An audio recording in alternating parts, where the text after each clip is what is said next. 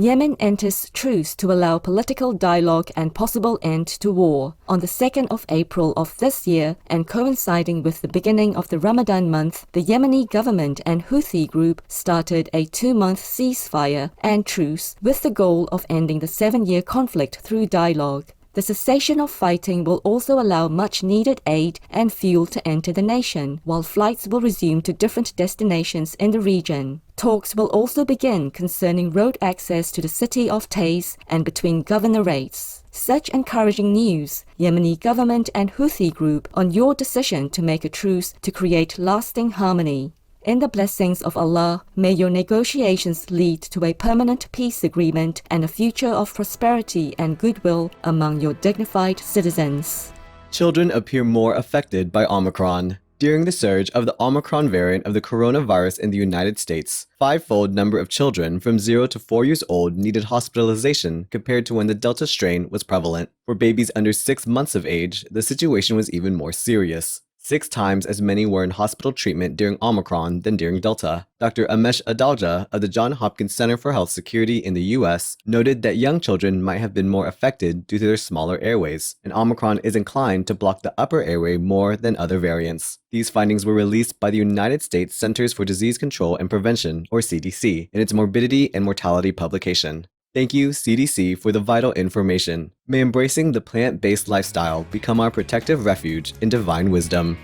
Turn vegan, driving for sure to heaven. United Nations Agency supports food security project in Bolivia. In partnership with the government of Bolivia, the UN International Fund for Agricultural Development, or IFAD, will provide $23.6 million to implement the ACCESOS Rural Project. This is set to improve food security for over 19,000 families in Chuquisaca, Cochabamba, La Paz, Potosi, and Tarija departments during the coming 5 years. Production of key crops such as potatoes, corn, tomatoes, broad beans, apples, and peaches will increase to meet local demand, while small-scale farmers' market access will be enhanced. In addition, production systems will be modified to address severe weather events, and early warning systems will be developed. Furthermore, a nutrition program will focus on the needs of women, children, and indigenous groups. We commend your forward-thinking cooperation, IFAD, and the Bolivian government. In God's magnanimity, may the faithful Bolivians be blessed with abundant harvests and kind climate. Free healthcare provided for 1,000 students in Âu Lạc, also known as Vietnam. Phang Cho Trinh University recently signed a Memorandum of Cooperation, Plan of Loving Connection with Hy Vọng or Hope School to give free healthcare to 1,000 students. In addition, 200 students will receive full scholarships when they have been accepted to study health sciences at the university. Hy Vọng or Hope School was built by the Hope Foundation to nourish and educate youth who unfortunately lost their parents due to the COVID-19 pandemic. A big applause Phang Cho Trinh University, Hope Foundation, and Hy Vọng or Hope School for providing precious opportunities to many diligent students. May the Âu Lạc or Vietnamese youth always enjoy good health, supportive circumstances, and a bright future in Buddha's all-encompassing love.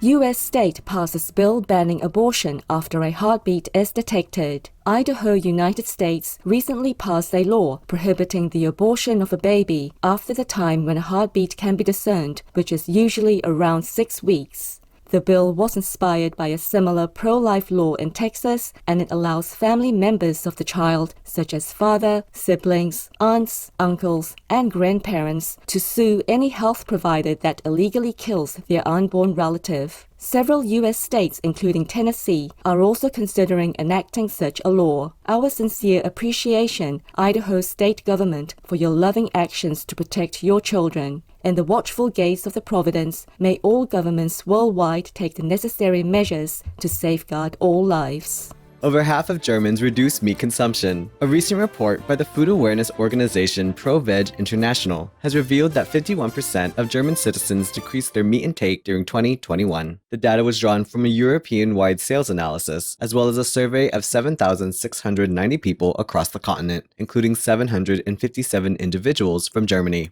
It was also found that 10% of German people don't consume meat at all, and 30% are flexitarian, meaning they restrict animal person-based meat in favor of plant-based. Furthermore, the report stated that across all Europe, 46% of citizens eat less animal people meat now compared to a year ago. Our gratitude Pro-Veg International for highlighting the fast-moving switch to plant-based vegan foods in Europe. May a worldwide ban on animal person products soon take effect as we save the planet through wise policy and individual choices in celestial insight.